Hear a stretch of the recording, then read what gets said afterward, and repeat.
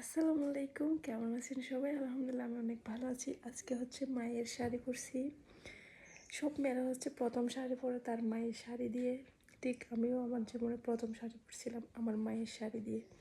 তো এটা ছিল আমার মায়ের অনেক পুরনো শাড়ি। মাকে বললাম এটা আমাকে দিয়ে দেন, কারণ মা না থাকলে হচ্ছে মায়ের শেষ স্মৃতি হিসেবে যেন রেখে দিতে পারি আমি।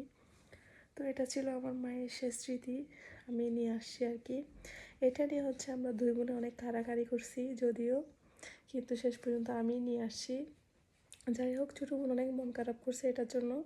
তো মা বলছে তোকে আর কিছু দিব। তো এই যে এটা হচ্ছে আমার মায়ের অনেক পুরনো শাড়ি, আমার মায়ের বিয়ের সময় দিয়েছিল। তো তখন তো এই শাড়িগুলাই বেশি ছিল আর কি।